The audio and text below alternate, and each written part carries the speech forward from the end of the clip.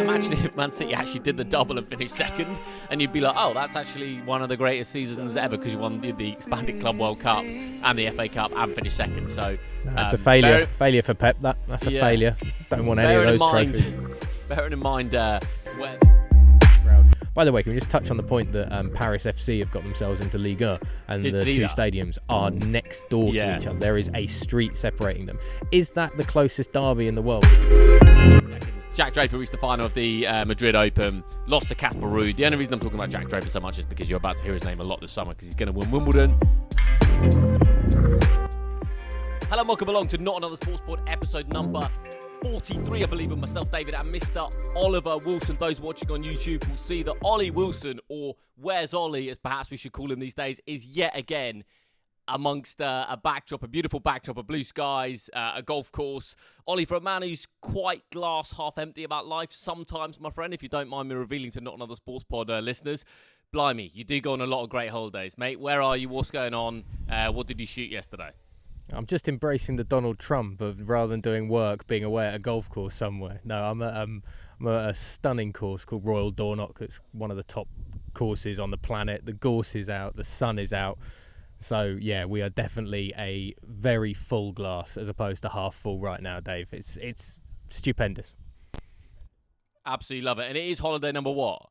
7, 8, or you just don't count these as part of the whole I'm a sports journalist on the road, working here, working there, research there kind of vibe? We're going to get the drone out and do some filming, which we'll hopefully be able to sell on as well. So then technically this is a work trip for me. You know, I want to take in some of the toughest links courses out there that Scotland has to offer. So when the Open is back in Scotland again, I know what it's like to have played these courses. It's all research. That's the clip for the tax man when they come knocking and they look at that huge list of expenses for 25-26 tax year. Right, let's dive in with the good stuff. Ollie, the long-running saga of Trent Alexander-Arnold's come to a close this morning, confirmed he's going to Real Madrid for 5 years, leaving Liverpool. Look, everything has been said about this already, right? Pretty much. So I just want to say a couple of things that potentially have not been said already.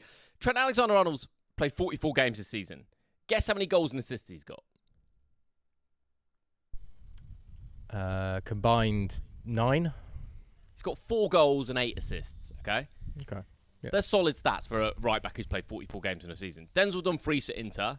I know he's a wing back, but pretty similar to Trent. He's played 44 games as well. He's got 10 goals and 4 assists. So more goal involvement. Frimpong at Leverkusen, again, kind of plays higher up the pitch as a wing-back, but similar. 47 games, 4 goals, 12 assists. My point is here that Trent Alexander-Arnold's stats this season aren't actually amazing. And I think if he wasn't a local lad, this just would not be such a big deal. He's a very, very talented right-back. But in terms of raw stats in this slot system, I actually don't think he's that big a loss. Yes, there'll be moments when Trent pulls a rabbit out of the hat in the way that not many right-backs in world football can do. Liverpool missed that, but I think this has been talked about so much. At the end of the day, he's given the club 20 years of loyalty. He's going to the biggest football club in the world. You can't really argue with that as a career trajectory. And I think Liverpool will absolutely be fine. This is not a 30-goaler striker leaving in his pomp. It's really not. It's a right back.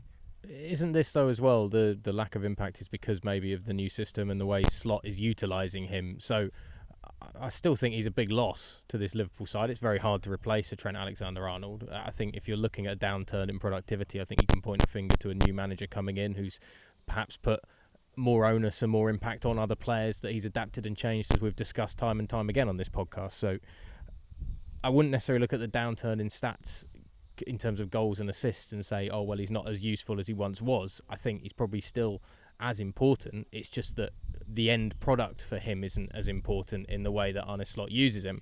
But this is something, as we've said before, that we knew was coming. It was going to happen. It was always going to happen throughout this whole season. So I think we just you just have to accept it, and Liverpool fans have to accept it. And I think he's been a fantastic servant for the club, as we've said, and he's won everything with them, and he's signing off with a league title again. So let the lad go and try it out at one of the few clubs that carries more weight than Liverpool Football Club, and then let him be the prodigal son and return. I mean, isn't that a lovely story as well, if you want to get into it? And surely if he did return, he'd be welcomed with open arms rather than a "you treacherous bastard, why did you leave" kind of thing. So I think this is a real mountain being made out of very much a molehill, and a molehill that we all saw coming as the mole was digging it. So he signed a 5-year contract at Real Madrid, Ollie. And for that reason, I don't think he ever comes back to Liverpool Football Club. I was a little bit surprised it was 5 years. I think if you're Trent Alexander-Arnold, you've got a little bit more power as a free agent because the club aren't paying a fee for you. And I'm a little bit surprised Trent didn't push for a 3 or 4 year deal, which just gives the player way more power, right? A 5-year contract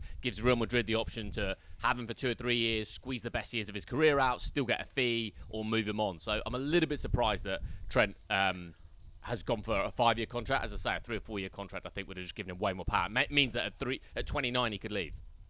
Do you not think that as well that this gives Trent Alexander-Arnold 5 years guaranteed if he wants to, but it also gives Real Madrid the opportunity that what happened with Liverpool isn't going to happen, in that if Trent Alexander-Arnold goes there for 2 years and he fails and it doesn't happen for whatever reason, Real Madrid can still recuperate a lot of money off a transfer fee then for him.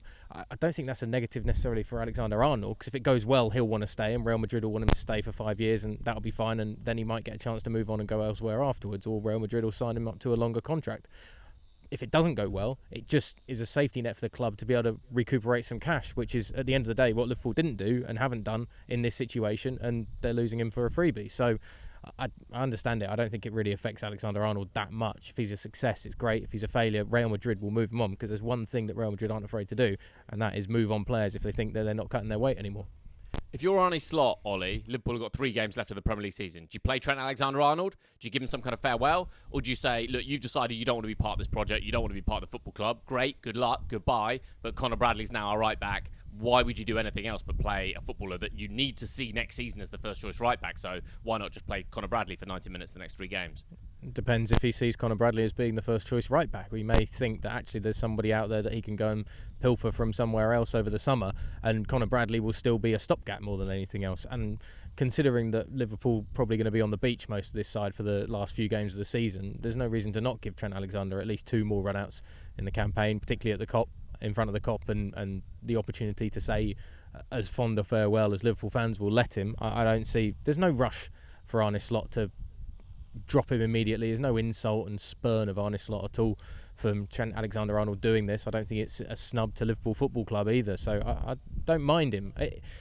It's one you can go either way, and I think it's picking minutiae into a very almost unimportant point of, like, let the lad have a bit of a swan song if you want, but if you want to see a bit more of Bradley, then fine, you can also do that, and you can find a happy medium of both as well. Do you not think there's an opportunity for Slot to make a bit of a statement here, not play Trent another minute? I don't think it's disrespectful. It's just saying, look, you've decided you want to play elsewhere. I'm now building. This is Liverpool's last 3 games are essentially a pre-season now. They're 3 pre-season games before pre-season. So do you not think for Arne Slot? I mean, there's literally no value for Arne Slot playing Trent Alexander-Arnold now. He's gone. Like, mentally, he's gone to Real Madrid. He's gone as a footballer. Slot needs to forget about him and move on with the players he's got. And for Conor Bradley, he's been in and out this season, injured. I'm not sure I see any value in Trent playing a single minute the rest of the season. I don't think there's much value in these last few games for Liverpool, whether he plays or not. So if you're talking about value, I don't think it really matters whether Alexander-Arnold gets to play or not. And I don't think there's a need for Arne Slot to make a statement, so to speak. You know, Arne Slot's done a really good job of coming in and not really ruffling any feathers and going about his business without causing any issues, which easily, if you go into Klopp's world, you can suddenly tread on a few toes and ruffle a few feathers and get people a bit disgruntled who maybe had Klopp's ear in the dressing room and had the dressing room, and that causes problems. We've seen that when managers go to other sides, go to big sides in English football before. So Arne Slot's actually been very good at just towing a fine line between getting what he wants out of people and changing and adapting players without ever really causing much aggro that we've heard about behind the scenes. And so I'd imagine this would be the exact same thing. There's no need for him to make a statement, because quite clearly that whole Liverpool dressing room is with him anyway, and everyone's going to recognise that, you know, it's the age-old adage, you don't turn around and say no to Real Madrid. It just doesn't happen. I think everybody in the footballing world understands the opportunity that Trent Alexander-Arnold has and respects the fact of what he's done at this club and the opportunity now he's trying to take and do something positive for his career and adapting to a new league elsewhere. So I don't think there's a need for Arne Slot to come in heavy-handed or anything like that at all. Final point on Trent, Ollie. I did actually watch the Real Madrid game at the weekend. I've seen quite a bit of Real Madrid this season from covering La Liga and other bits. They're a mess, man. Like, they're a mess. And it's odd because when you look at the side they've got, Kylian Mbappe, obviously absolutely exceptional, whatever he is, 26 years of age. You've got Vinicius Jr., unbelievable, 24 years of age. Jude Bellingham's 21. You know, they've got this young forward line. It's not working, man. So Xabi Alonso, straight off the bat, assuming Xabi Alonso is going to take the job in the summer, I mean, he's got a real job on his hands. And I do think that Real Madrid, even for Real Madrid standards, they got one too many egos in that club. And I actually don't think the worst thing in the world for them would be to get rid of one or two of their current group to form a more cohesive unit. I mean, Xabi Alonso, if you look what he did at Leverkusen, it's not really built around stars. It's built around that collective. It's very much who he was as a footballer as well. So it's very interesting to see how much power Xabi Alonso is going to have in terms of, you know, if Saudi offer 100 million for Vinny Jr., is Xabi Alonso going to be part of the conversation to say, actually, we can sell Vinny Jr.? Because if you watch Real Madrid, and this is somewhat, you know, I'm not Carlo Ancelotti, obviously, but the clear problem that I see with Real Madrid, and that anyone can see with Real Madrid, is if you watch them, Vinny Jr. and Kylian Mbappe instinctively want to play in the exact same place. Like they occupy the exact same space. Their runs are the exact same. They're not the same footballer, but they occupy the same spaces. So yeah, I think Xabi Alonso's got a real task on his hands. Where does Trent fit in that? Well, I mean, Trent's going to be feeding those two players. Trent's favourite thing to do pretty much in the world is cut in from that right flank, get his chin up and pick a pass that most people can't do, and using the pace of Vinny Jr. or Kylian Mbappe is going to be really interesting. So yeah, I think it's a really interesting season for Real Madrid next year. And by the way, I mean, I mentioned this on Not Another Sports Pod last week or a few weeks ago. There's no doubt in my mind that Real Madrid end up with Trent Alexander-Arnold as the right back, Bukayo Saka as the right winger, Jude Bellingham inside. So that English right-hand side of Real Madrid is coming. Yeah, I mean, look at the Champions League sides in the semi-finals right now. Bayern Munich, actually, for the last how many years, have brought in a lot of young blood and club men, and then have put in a smattering of stars around. You can't avoid the transfers of people like Lewandowski and Harry Kane, for instance, but Bayern Munich still have a core of their side that is generally a Bayern Munich side. You look at Inter, it's a gaggle of players brought in from all over the place, but you wouldn't say many of them are out-and-out superstars. You know, how many Inter players, when you say think of the best players in the world, how many Inter players actually get referenced, aside from maybe Lautaro Martinez? And that's even still kind of whispered around when it comes to superstar centre-forwards across the globe. And then look at Arsenal and look at Paris Saint-Germain. The best thing that ever happened to Paris Saint-Germain right now is losing Neymar, Messi and Mbappe, and rebuilding and building a hungry young side that is very much a team unit as opposed to the collection of Galacticos. Now, what Real Madrid have always had is success with Galacticos because there's a great boom and bust with it, I think.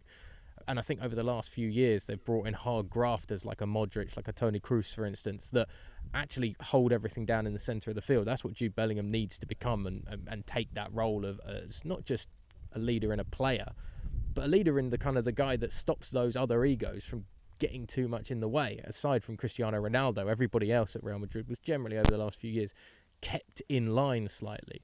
And I think you've got a power struggle, as you mentioned, with Vinicius Jr. and Kylian Mbappe.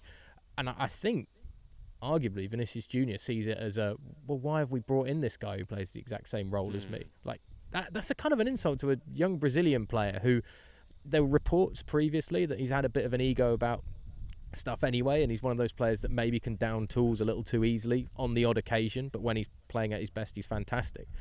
And this is what you get when you go with we're bringing in big name, is you do get this boom or bust, because you can either gel those egos together or they're just going to fall apart. And if Xabi Alonso wants to clear house a little bit, it wouldn't surprise me. Or if Real Madrid decide to keep going down that route of no, we'll just keep bringing in big names and throwing off at the wall until it works, that's fine. But that might be to the detriment of Xabi Alonso, who has to come in if he takes the role next season, or whoever takes that role next season, and has to really work in-house and behind the scenes rather than in the transfer market necessarily, because the squad is there, the talent is there, it's just the ability to unify it. And PSG have had to go to dramatic measures to actually get that working for them, and they've done it fantastically this season with Luis Enrique's side.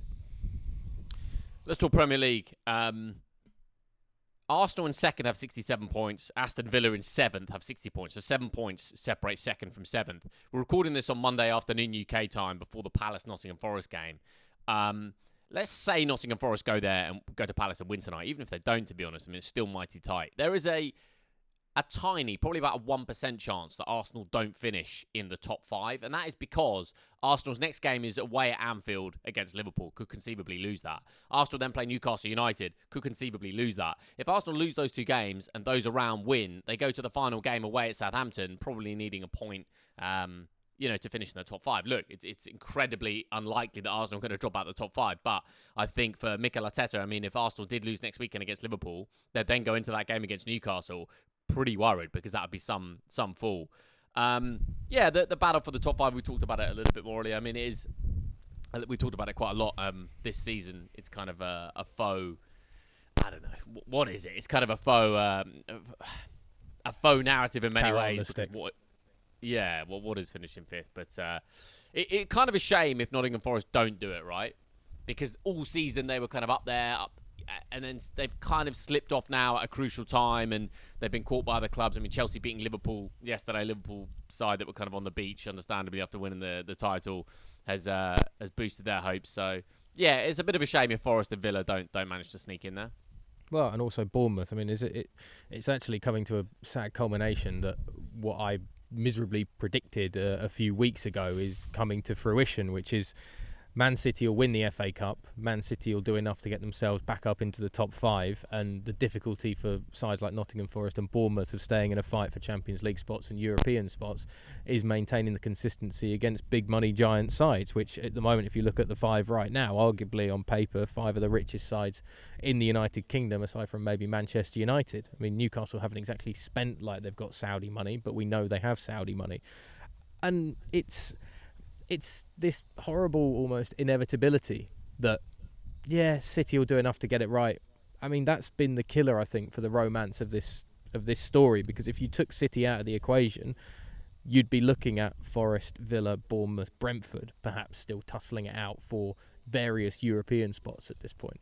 But City are in this equation, and they have done enough to just get the engine room working and ticking over again. And for Arsenal to drop out of the top 5, just going back to that, I mean, that would be tragic, and that would suddenly change the whole scope of Mikel Arteta's season. If they go out the Champions League semi-final, which I think a lot of people are predicting will happen, and we'll get onto that in a moment, I'm sure.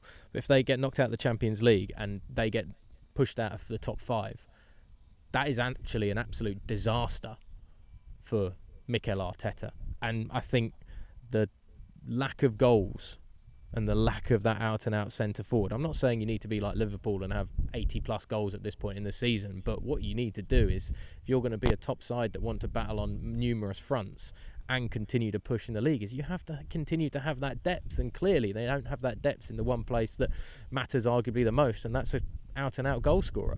And they've paid the price for it. I mean, people have been talking all for the last few weeks about Bukayo Saka coming back and how amazing he's been, and perhaps he looks like a Ballon d'Or winner, name a better right winger in the Premier League, let alone across Europe right now, than Bukayo Saka. And that's all fine, but Bukayo Saka's not going to be the guy. I don't think he's ever going to be the guy like Mo Salah, who will score 25, 28 goals in a league campaign. I think Bukayo Saka needs somebody still to be able to provide football towards as well, and provide service towards. And I don't see Arsenal dropping out. I think that'd be too much of a tragedy for Mikel Arteta. But if they drop out the top 5, I think you're looking at Ange Postecoglou and Mikel Arteta as having 2 of the worst seasons, respectively, for their clubs in the way that it's gone. And I don't think it's extreme to put those 2 on the same level. Tottenham have been bad all season, but Arsenal have tasted the rainbow and then fallen right back down to earth with a very big bump. And they, at the end of this season, have been nowhere near competing for a league title in the end.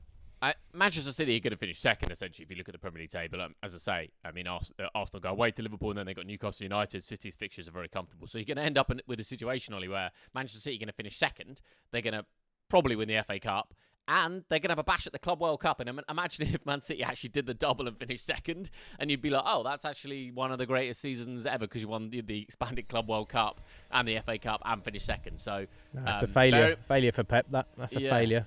Don't want any of those trophies. Bearing in mind where they were in, sort of November, December, where I was personally worried for Pep Guardiola's health, Ollie. It's been quite some turnaround.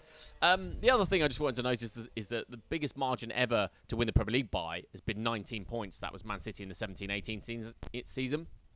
Liverpool are 15 points clear with 3 to play. So, Liverpool could end up with a 20-point margin and be the champions with the biggest gap to second place in Premier League history, which would be pretty absurd. But that would certainly force one or two to rewrite a few narratives. Let's talk about Ollie. Let's talk about... Well, I just want to give you a moment to talk about the EFL before we... did you want to talk about the EFL in this one? I don't know how much EFL you've watched with... or has it just been the golf? Traveling up and down the country. No, Yeah. I mean, I was on the thriller of Sky Bet League 2's Grimsby against AFC Wimbledon on the weekend, in terms of it was a winner-takes-all for a playoff spot. And then we had permutations with Chesterfield, Colchester, and, of course, Salford as well that were between the two. But I just want to say, stand out again, the final day of the season, going down to the wire with Leeds United and Burnley finishing on the same points in the Sky Bet Championship, and it being goal difference, basically, that divides and decides the season. And Burnley... Do you know off the top of your head how many goals Burnley conceded this season in a 46-game season? 20? 16. Yeah, it's absurd. That is unreal. Genuine. I mean, we'd be waxing lyrical about Leeds if conceding 30 and scoring 95, and it just pales in comparison defensively. And Burnley would have, as I said this all season long, would have won this season at a canter if they had a half-decent centre-forward. They only scored 69 in the end this season, which wasn't too bad, and found some more goals towards the end of the year. But, and then we had the drama down at the bottom as well, where Stoke, Derby, Preston, Hull and Luton all could have gone down. Luton eventually going down on goal difference, with Hull finding a victory on the last day, on the last day of the season, Luton losing. So it's absolutely scuppered the Hatters, who have gone from Premier League to Championship to League One. And it's just a highlight, a point to highlight for those that are falling out of the Premier League, Ipswich, Leicester and Southampton at this point, of... Nothing can be taken for granted when you fall out of the Premier League and go into the Championship. Absolutely nothing at all, because when you fall, you can fall like an absolute stone and keep on sliding. Because don't think that League One isn't now turning into, powerhouses starting to make their way up through it. Look at Wrexham with the finances that they've got, getting up into the Championship for next season, and other clubs are following suit further down the league. So it's it's a really, really tough place to be for someone particularly like Southampton, who now don't really seem to have an idea of a manager at the helm, let alone a playing style. And still, if they can't get off the joint worst points tally in Premier League history, that is going to be a really tough way to try and rally a side over a summer and get them ready for what is arguably, I think, the toughest league in English football right now. Let's preview the midweek European games. A little prediction, Ollie. I think there's going to be one shock this week. Not quite sure where it's going to come, but I think there's going to be one shock. Let's go through it. Right, Champions League first of all. You kind of alluded to it there in the intro, and rightly so. Paris Saint-Germain are always incredibly strong at home. They've got a goal advantage in the first leg at the Emirates against Arsenal, but it is just one goal, Ollie, and it is a 90-minute game of football. And historically, Paris Saint-Germain do get a little bit nervous at home sometimes. I don't know, they missed a lot of chances against Liverpool. Liverpool went away there with a 1-0 win. So if you're Arsenal, that tie is not over. It is not over. So Paris Saint-Germain are better than Arsenal. They're better than us. They've got better footballers. They're a better collective. They're a better side. They have a 1-0 advantage. But yeah, that's not completely over. But you'd fully expect Paris to go through. I think it's more the fact that PSG got that result away from home in the first leg that is a bit of a shock to Arsenal, because I think even Arsenal fans were saying, look, we can do them at home quite comfortably. It's going to Paris that's going to be more difficult. And you touch on the pressure that's on PSG when they play at home. It's a fantastic crowd. By the way, can we just touch on the point that Paris FC have got themselves into Ligue 1, and the two stadiums are next door to each other. There is a street separating them. Is that the closest derby in the world? Because I know there's that one in Buenos Aires where there's a street between two of the sides. Racing and Independiente. No. There are two that are closer. There's a side, I think, next door to San Lorenzo, that are a very tiny side that I don't think are in the Argentinian Primera. Whereas, this is, and I'd love to know the width of the streets, because Argentina's got some quite wide roads, obviously. So I'm wondering if actually the distance is a street's width, and the tight Parisian streets are just that little bit closer. So that's going to be a fantastic derby next season in Ligue 1. But going back to the Champions League, I think having that 1-0 victory is a big mental kind of kick in the head for Arsenal at this point. With what's happening, the slide in the league, there's suddenly a little bit of pressure on them in terms of finishing off this league campaign and ensuring that they're in the Champions League next year. And I think everybody recognises that the fact that they didn't perform well in terms of keeping a title race going with Liverpool means that there's a bit more onus and a bit more pressure on Arsenal to do this. And yes, Luis Enrique's rebuilt, but they've rebuilt very quickly, Paris Saint-Germain, and I don't think many people would have expected this rebuild to have produced the fruits of Luis Enrique's labour so fast, except for maybe those in the higher seats up at PSG, whereas Arsenal have been on this steady climb that we've touched about, improving on points tallies every single season. This is the climax. Last season's title race and this season in the Champions League is the climax for Mikel Arteta and this Arsenal team. And you don't come back from the peak of the mountain very easily again if you don't get what you need to get done. And I think there's more pressure on Arsenal going to Paris than PSG in terms of just holding on to a 1-0 advantage. I think the surprise is going to come when we get Inter against Barca, because I think a lot of people naively wrote Inter off just because of how they view Italian football. And I'm sorry, but anybody that thinks that it's defensive and boring just needs to go back and rewatch the 90 minutes of that first leg again, because that was roller coaster thriller minute football from the word go. Literally from the opening minute. It was one of the best, probably the best football game that I've seen this season. Yeah, that was the 3-3 last week between Barcelona and Inter, second leg at San Siro on Wednesday night, Ollie. Yeah, I think Inter go through. I think this is a great Barcelona side, and obviously Lamine Yamal, which I want to talk about in a minute, is absolute once in a 50, 80-year talent, surreal footballer. But Inter at San Siro, I just fancy them, man. I just fancy them. And this Barcelona side, yes, they're great going forwards. And yes, they won the Copa del Rey and they're 4 points clear at the top of La Liga and all the rest of it. They can't defend. They can't defend, mate. They conceded 33 goals in La Liga this season. That's the same as Real Madrid. Atletico Madrid have conceded less goals than them. Athletic Bilbao have conceded less goals than them. Getafe conceded less goals than them. Barcelona can't defend. And that's, you can win a lot of trophies just by having an incredible attack. We've seen that over the years. It's probably the most fun way to win trophies, right? And that's how Hansi Flick plays. And of course, that's how he should play, because that is the group of footballers that Barcelona have. But they can't defend. And I'm very confident that Inter go through there at San Siro. Do you think Simone Inzaghi's looked over a lot as a football manager? 100%. I think he's the most underrated. I think he's the most underrated coach in Europe. Yeah, and I think, look, obviously he's rated because people know who he is and he's won trophies and everything like this. I just like him. I like his formation. I like he's a man. When I covered Serie A, I remember, Ollie, if a player gets a yellow card, he just takes them off. Right? That's one of his things. Like, a player gets a yellow card, he just takes them off. And I think it's kind of odd and unusual. Not obviously some coaches lean into that a little bit, but that's just his rule. Like, if a player gets a yellow card, they come off. And I just sort of rate niche little stuff like that. He's got a formation that he uses with the wing backs that, yeah, people do use it around the world, but I think it's a clever one to use. I think he's got a great group of footballers. I think he squeezes the best out of all of them. I mean, you mentioned a few weeks ago someone like Hakan Çalhanoğlu, he's just a quality footballer that he's managed to squeeze so much out of. As I say, you've got a wing-back in Denzel Dumfries on the right-hand side who scored 10 goals this season.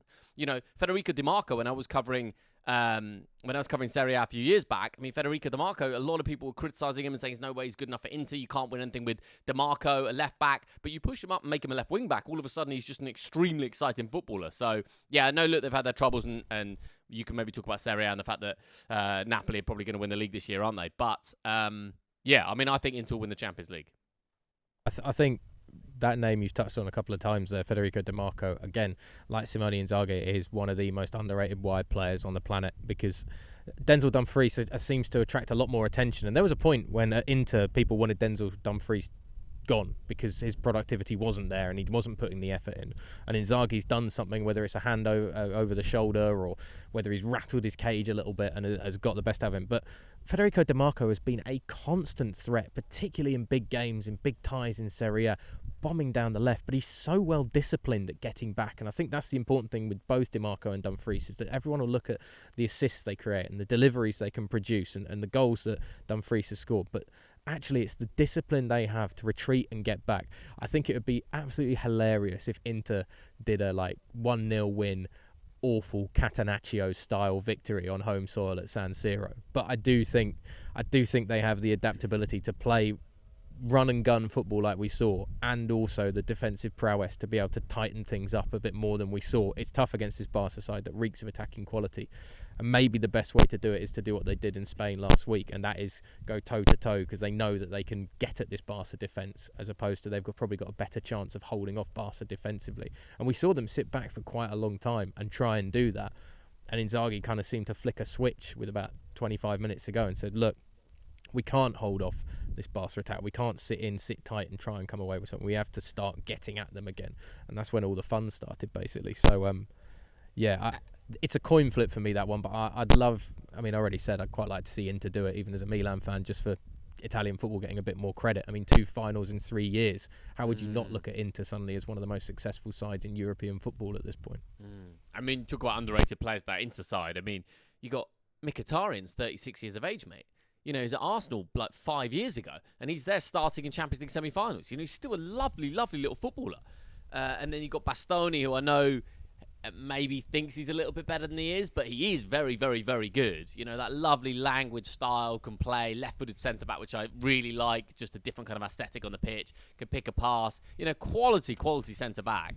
That's Martinez everyone knows about. So, yeah, there's loads of quality in that. Oh, and also, you got Marko Arnautovic, by the way. I know he didn't get off the bench. I love Marko Arnautovic, fucking at Stoke City like a few years back, and he's still winning massive trophies at a big football club. Sure, he doesn't start every week, but he's part of that squad. He's a cracking footballer. Can we just recognise the fact that, 8 years ago, Marko Arnautovic is playing for Stoke, moves to West Ham, takes the big money trip to China, and everyone's like, oh, he's done, career's over, and he rebuilds it again at Bologna, and genuinely he was fantastic with Bologna as a talisman, as somebody that would get everybody else up and around him, fighting for results and victories.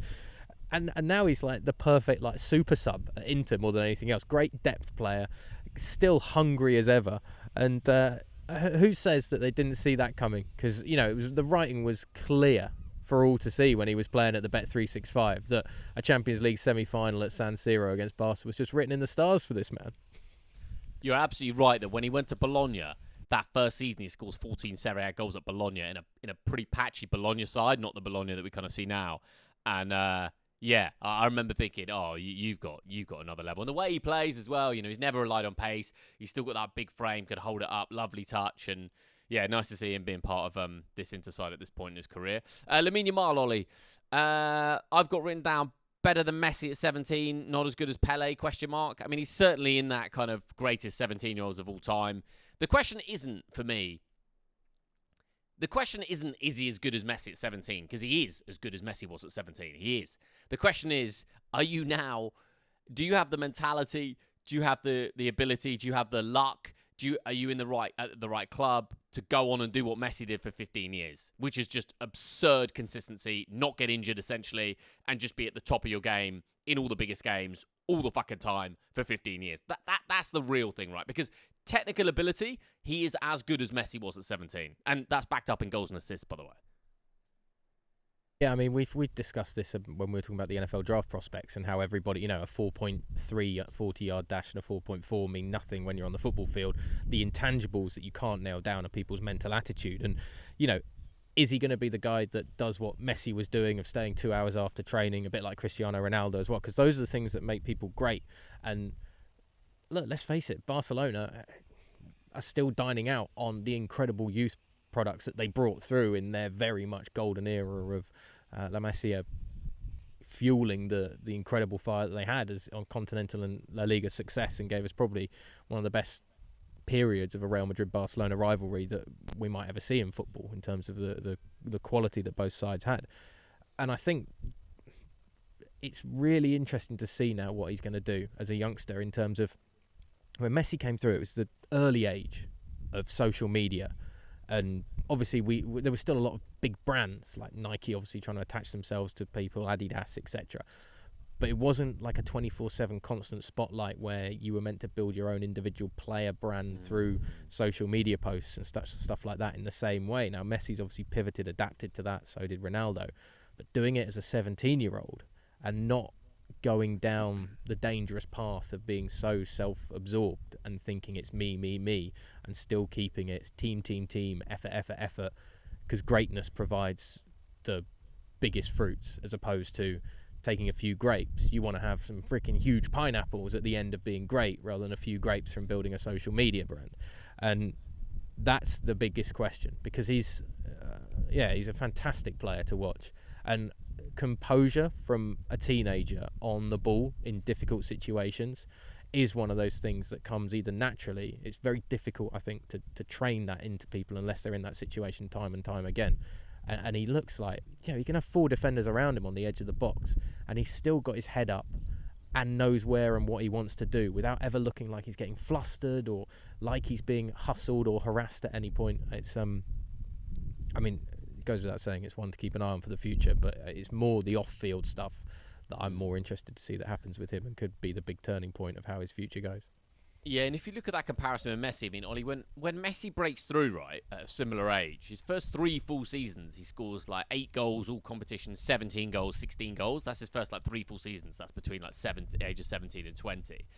But it's what happens after that that is just utterly absurd. From the 2008 to 2009 season, right through to when he leaves Barcelona in 2021. So that's over a decade. The numbers are just absolutely unfathomable, including the famous year in 2011-12 where he scores 73 goals in a season. That's not a calendar year, that's in a season, and then whatever it was in a calendar year, like 100 goals in a calendar year, even though that's not a thing. But he got 73 goals in 60 games in the season. But the numbers just for that kind of decade period are just so insane. So yeah, I don't...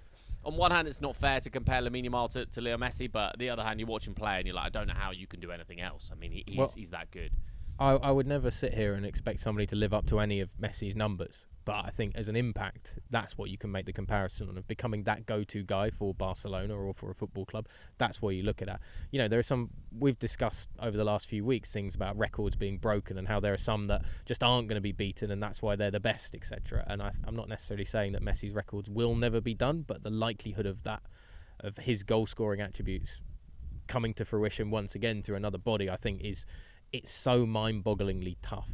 And it may also be because Messi had somebody to really compete against on the grandest level. Having Cristiano Ronaldo there, there's very much now a huge amount of respect and genuine, I think, friendship almost from those two as like adversaries that pushed each other, Ronaldo and Messi, to greater things. And what perhaps is needed now is the kind of the dark knight, so to speak, to step out and show himself as being the person that's going to push him all the way to try and achieve those next levels of greatness, to push him on. Competition is everything. Lamine Yamal has 22 goals for Barcelona. Messi scored 672. So I wonder if Not Another Sports Pod 1862, Ollie, will be talking about whether Lamine Yamal's going to manage to overtake that. Right, let's talk Europa League, because anyone that's watched Tottenham or Manchester United this season has got to be pretty confused by how they're both almost in the Europa League final. I mean, I think the fact in the Europa League this year that Champions League clubs do not drop down into the Europa League is big, is really, really big. You didn't have those Champions League clubs dropping down, so the overall quality of the competition has been poor. I mean, it must be poor if those two are on the brink of a Europa League final. I mean, Athletic Club, what a massive shame for them, Ollie. To have the final in your own ground and to play the worst Manchester United side in, 30, 40, 50 years, and to lose at home 3-0 is just insane. And, if they'd lost 2-0, I think you go to Old Trafford and you think, we've got a chance here. This is a poor Man United side. 3-0, I don't think they're coming back from that under the lights at Old Trafford.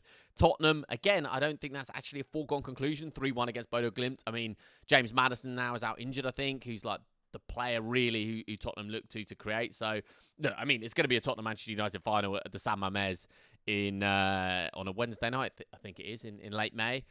And that is going to be, let's just assume those two go through, Tottenham-Manchester United Europa League final. That is a £100 million football match in revenue, commercial deals, Champions League participation next season, etc., etc. But it's not just the fact that it's a £100 million football match, Ollie. It's the fact that it can genuinely change the trajectory of both of those clubs. I mean, for Manchester United, it gives Ruben Amorim money, which they need, to go and completely revamp that entire squad. It gives him the backing and the confidence that I came to Manchester United mid-season, I won a massive European trophy, and now I can go on with the confidence of the fans and the owners, etc., etc. I am the right man. Obviously, they'd be in the Champions League, so that would be massive. And for Tottenham, I mean, it's a huge game because if Tottenham got to the final and won the Europa League, first of all, it's the biggest day It would be the biggest day in the history since 1984, since they last won the UEFA Cup. So what's that, over 40 years? It would be obviously the biggest I told you so in football history with Ange Postecoglou. I always win a trophy in my second season. It would put Tottenham back in the Champions League. And then you start to look at Tottenham as a football club and you think, wow, you got the stadium, you're back in the Champions League, new coach coming in, new ideas, everything can happen. So we're not there yet, but a Tottenham Manchester United Europa League final is big, big, big, big, big stuff.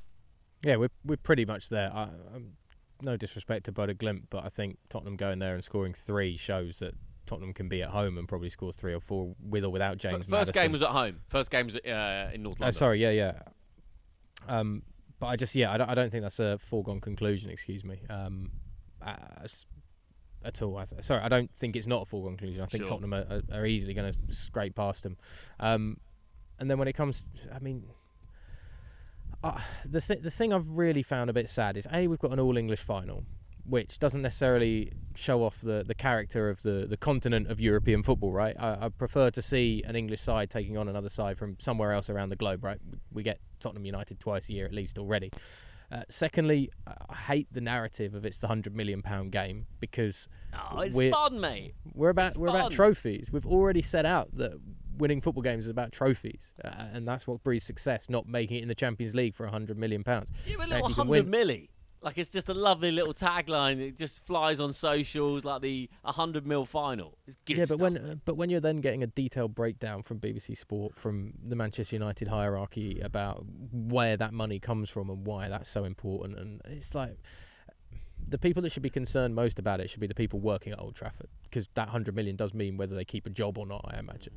Whereas, for the fan, it should be like whether you win a piece of silverware, and that should be the most important thing when it comes to this. I completely agree about the trajectory of both of these two sides, and we touched on that, I think, quite a bit last week. Of it reads out a brand new narrative for both managers and the clubs, and what a big middle finger if Spurs can get one over United can get one over Tottenham, and deny them the 100 million, the adulation of winning a trophy, and kill the narrative, the positive narrative around the boss of their clubs.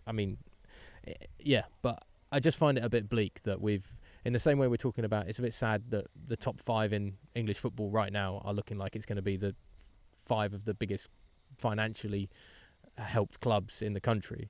It's kind of sad that 2 English sides with the Premier League's pulling power of players, finances, are going to end up battling it out for a Europa League title, because it's just, again, it just kind of shows the narrative that's been there for a lot on the continental stage, which is, you sometimes get 4 English sides in the quarterfinals of the Champions League. It doesn't necessarily show off the strength of English football. It shows off the financial prowess of English football, which arguably, I guess, is now strength more than anything else, even though it's populated by the majority of the players being, from abroad, big money signings. So it's a bit of a hard one to take for the football purists to see United Tottenham in Bilbao, especially when the story is there as well for Athletic Club. And if they pull that off, which, to be honest, with this United side and the fragility they showed against Lyon, this United side that concede 4 goals at Old Trafford, that's not going to potentially be a problem. So I just, I think it's the oldest cliche, isn't it? They've got to score first. But I mean, if Athletic Club score first in that game, even with like an hour on the clock, Ollie, it just becomes if it's 0-0 at 60 minutes and Athletic Club score, as you say, that is such a fragile football club, Manchester United. I'm not just talking about the players. I'm not talking about the coach's position there who's coming mid-season. I'm not even talking about the finances. The whole thing, the fans, like, if they go 1-0 down with half an hour, 20 to play, that becomes a really, really interesting game. But as I say, I think our third goal just kills it. Right, I want to rattle through other sport because we've... It's been a watertight podcast so far, by the way. 40 minutes of gold. Let's give them 20 minutes of other stuff. Waffle. So, let's. All right, I just want to talk about tennis for 60 seconds. Jack Draper reached the final of the Madrid Open, lost to Casper Ruud. The only reason I'm talking about Jack Draper so much is because you're about to hear his name a lot this summer, because he's going to win Wimbledon, and he'll be the face of British tennis over the next few years. So just definitely one to keep an eye on. I know I said in a few pods back that he wasn't going to be able to play well on clay. Madrid Open is played on clay, but there's a caveat. Because Madrid is the highest capital city in Europe, it has the higher altitude, and therefore the playing on clay there is a little bit different because it's a little bit faster through the air. So that's my caveat for saying Jack Draper is going to be rubbish on clay, and he reaches the final. Ollie, talk to us. What have we got? F1.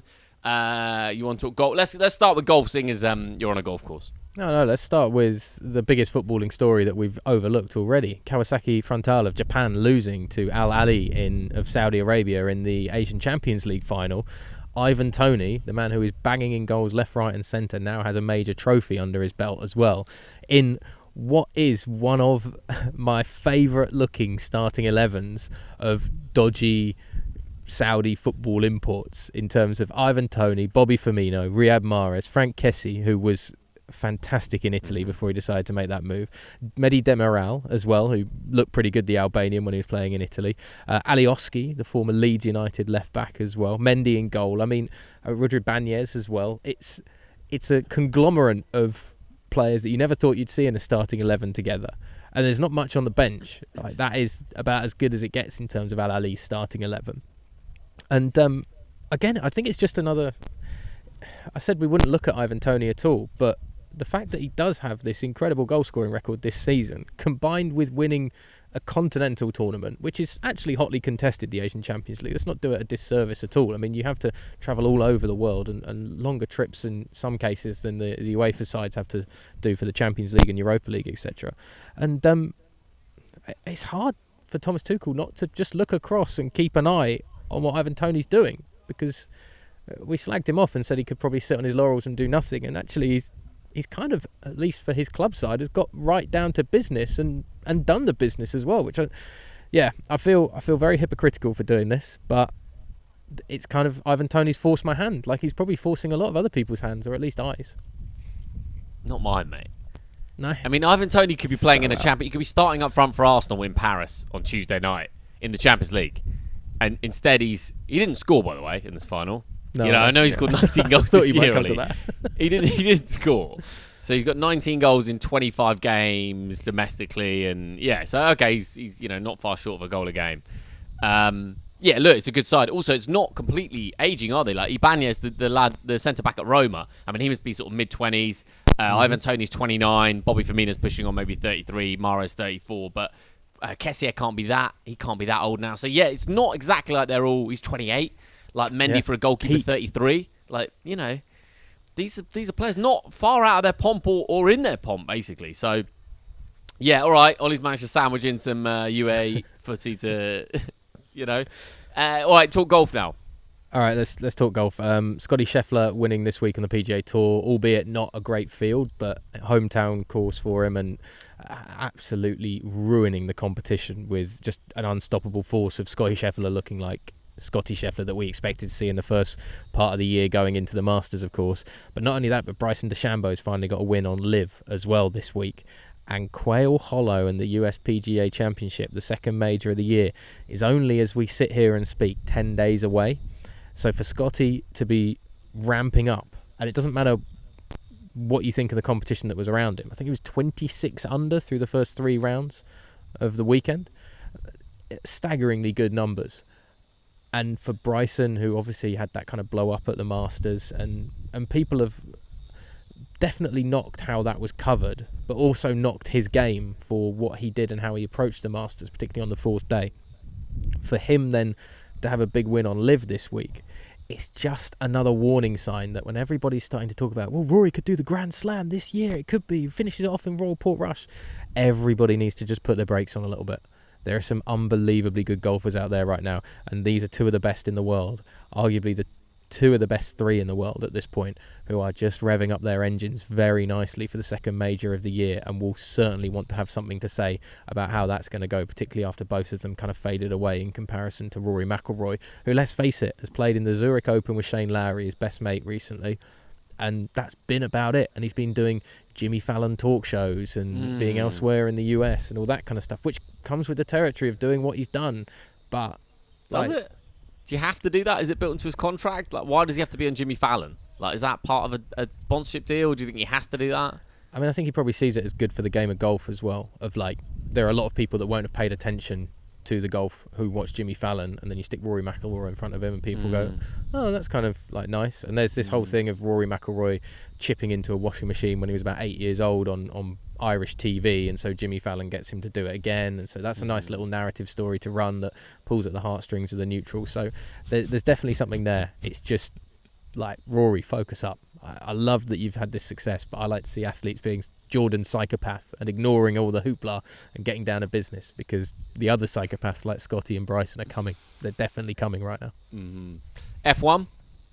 Oscar Piastri wins in Miami to extend his lead in the Drivers' World Championship, beating Lando Norris to first and second for McLaren. Max Verstappen ended up going a little bit off the rails, pushed Lando off in the first corner or two, and forced Lando to drop about 4 places at the start of the race. And McLaren showing they've got the best car on the grid right now by some way. Verstappen's frustrated driving ended up costing him a spot on the podium, because he tried to tussle with the McLarens for too long, which meant he didn't really have the tyres to hold off George Russell, I think it was, who finished third for Mercedes. And you've got Lewis Hamilton, who's just had another flare-up in terms of the communication with the pit wall at Ferrari, trying to get past Charles Leclerc. Hamilton asked if he could make a move on his teammate at Ferrari to then have a chance to chase down the Mercedes of Antonelli, and the pit wall took a bit of time getting back to him, so he kind of said, yeah, just have a cup of tea, guys, while you're there, which is probably something that gets said all the time between driver and pit wall, but when it goes out on television, it suddenly looks pretty bad for Hamilton. And then Hamilton was asked to give the place back to Charles Leclerc later on, that took a bit of time doing, and team orders kind of coming into it, and it's Hamilton said it's because he's still got the fire to compete, which I get, but I also think Charles Leclerc is the best driver at Ferrari right now for sure, and Hamilton's struggling with that car. And I see it as frustration, like we saw at the back end of the last few years with Mercedes just coming into play. So while it was all kind of smelling of roses when the announcement came 15 months ago that Hamilton was joining Ferrari, it started to sour very quickly, and we're putting a big pile of fertilizer on that relationship fairly early on, I think, in terms of the image of what we're seeing with Hamilton in the super red car. But yeah, McLaren the best side on the grid, best team on the grid right now. It's fantastic. It's just, I think Piastri's got the edge over Lando Norris. I think Piastri's just got that determination to beat his kind of slightly more experienced teammate, and the Australian's an absolute wizard of a driver behind the wheel. And I think Norris might end up finishing second best to Piastri unless he can start turning a couple of race wins in the next few weeks. But the Miami event was one of those sprint events. You know about these, Dave? Have you heard about these? So obviously a Grand Prix weekend used to be Saturday qualifying, Friday practice and Sunday race. Obviously not in that order, in the order of the days rather than how I've just said it. But then Formula One realised that they needed to get the TikTok generation involved, faster races, more overtaking, all this kind of stuff, and so they created sprint races where there's fewer practice sessions. They have a Friday qualifying session for a sprint race on the Saturday. It used to be the case that the sprint race determined the grid order then for the Sunday race, and was also had points available for the World Championship. Now that's slightly changed, but it annoys me slightly that I start reading headlines about, unbelievable Mercedes taking pole in Miami on a Friday night, and I'm like, oh geez, have I forgotten about qualifying? And it's in the sprint race, which it means something. 25 points for a Grand Prix victory normally on a Sunday. The sprint race I think gets 10, but it doesn't, there's no pride I think in winning a sprint race. It's a shortened race, it's a third of the length of the Sunday race, and it's done just to create another bit more action, and it feeds so much into, like, they're doing it in Miami because that's what Miami wants. It wants to be the, hey, look at this, and more action. And a Formula One race is a marathon, not a sprint. So it shouldn't be a sprint. And it worked for the first couple of times that they did it, and it was interesting to some extent, but the novelty of the sprint race, I think, has died on me quite a lot. And now I just see it as muddying the waters of Formula One reporting and do I care about watching a sprint race? Probably not. Do I want to watch a Formula One Grand Prix on a Sunday? Yeah, I do. Shock horror. Wilson, the sporting purist, comes up trumps again. You could 100% predict what was coming there. We can't watch all the sport in the world, so I confess. I usually do try and tune into the World Snooker Championships, actually, like at least towards the end. I haven't seen a second of it this year, Ollie, but I know that Mark Williams is trailing Zhao Jingtong 8-15. I don't really have anything to say about this apart from the fact that Mark Williams is 50. Did you see Ronnie O'Sullivan's statement? Where he actually can carry on. You see Ronnie O'Sullivan's statement this week? No, what's he said now? We've got one listener of Not Another Sports Pod that absolutely hates Ronnie O'Sullivan. So tell me what he said. Apparently he's going to down tools from snooker. He wants to go away and live somewhere abroad, talking about Abu Dhabi or Dubai, and he wants to go away for 12 months and work out what he wants to do, and he's not going to play snooker for at least 6, he's been saying. So this might be the end of of Rocket Ronnie. There was this big statement. But doesn't came he out do on that all the social media. time? Isn't that his thing? Isn't this a I don't Tyson know. Fury retirement? Like, I mean, Ronnie O'Sullivan seems to be like the tortured artist of snooker. A bit like, Bobby Samora said, I don't watch football, I don't like football, I just happen to be really good at it. And Bobby Ronnie O'Sullivan's a bit the Samora. same, like, oh, snooker's so bad, but I'm the best in the world, and oh, woe is me, I've been cursed with this burden and gift at the same moment. But it's just interesting, because he is the most famous face in world snooker, without a doubt, and he's the only name that I think has really transcended the sport, probably since Stephen Hendry, when we were young. I think that was the last one. Peter Ebdon slightly, and Ken Doherty, just because Ken Doherty looked like he'd come out of a bar fight second best and then gone to the snooker table and was about 120 pounds when wet. But Ronnie O'Sullivan's been the name that's stuck around for ages. I mean, even Mark Williams, obviously, has been around for a long time, but doesn't have the same credence on his name as a Ronnie O'Sullivan. And for him to finally think about stepping away as Rocket Ronnie it's a sizable moment, I think, in world snooker, because they need more faces to fill that void. yeah, I mean, it's interesting. The last little thing I read about snooker was the fact that the Crucible. I mean, Ronnie Sullivan's always been super critical, hasn't he? Of like the Crucible, he's critical of everything about the sport. He says it's too slow and it's boring, and he hates the venues, and there's not enough money and this and that. And I think that's why it's probably annoyed some people, Ronnie O'Sullivan. But look, if you watch YouTube clips of Ronnie O'Sullivan's, best bits and craziest moments, obviously it's great fun. But if you actually like the sport, I think there's plenty that don't sort of rate him. But look, he's got his own demons, Ollie.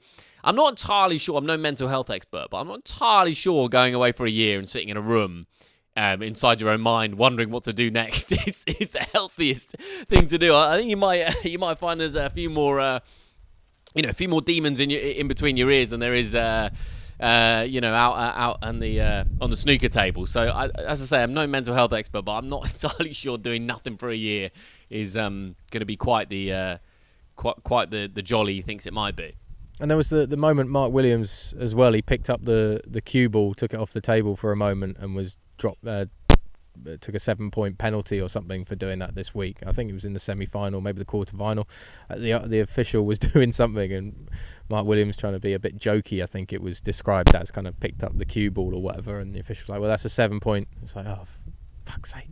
It's a hard one, snooker, because they want to have characters, but then somebody tries to be a bit of a character and they get a points deduction, whereas Jamie Vardy can blow a referee's whistle and everyone's like, oh, Jamie, you're so funny.